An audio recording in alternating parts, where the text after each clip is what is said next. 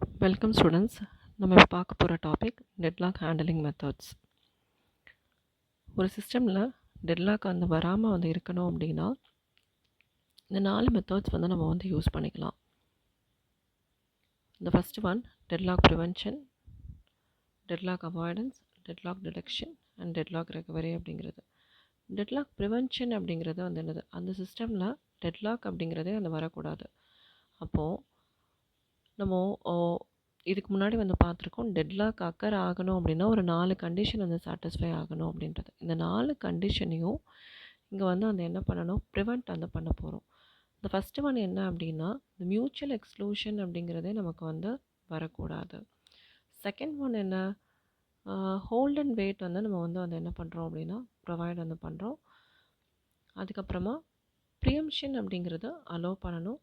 இந்த circular wait வராமல் பார்த்துக்கணும்.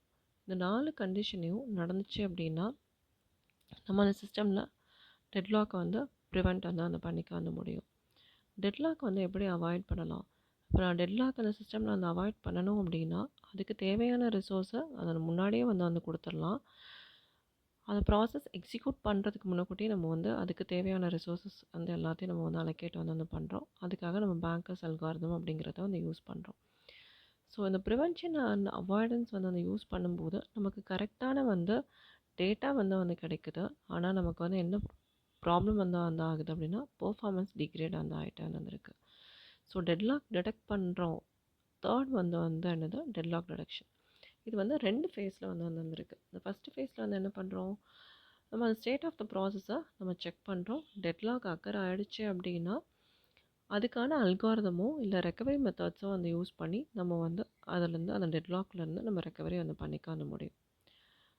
இந்த ஃபோர்த் பாயிண்ட் டெட்லாக் ரெக்கவரி அப்படிங்கிறது என்னது, இந்த டெட்லாக்கை என்னென்ன மெத்தட்லலாம் நீங்கள் ரெக்கவரி பண்ணலாம். இந்த ஃபஸ்ட்டு ஒன் த்ரூ ப்ரியம்ஷன் மெத்தட். ப்ரியம்ஷன் அப்படிங்கிறது நான் ஒரு ரிசோர்ஸஸ் ஹோல்ட் பண்ணி வச்சுருக்கேன். அதை அந்த ப்ராசஸ் முடிச்சதுக்கு அப்புறமா தான் நான் அதை ரிலீஸ் பண்ண முடியும். ஸோ அப்படி இல்லாமல் இன்னொரு ப்ராசஸ் அதை கேட்டுச்சு அப்படின்னா அதை நான் கொடுக்குறேன் அப்படின்னா தட் இஸ் அந்த ப்ரியம்ஷன் அப்படின்றத நம்ம சொல்கிறோம்.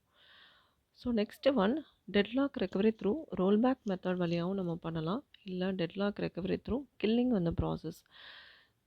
ஸோ இந்த மாதிரியான மெத்தட்ஸ்லேயே நம்ம இந்த டெட்லாக்கை என்ன பண்ணிக்கலாம், ரெக்கவரி பண்ணிக்கலாம். Thank you students.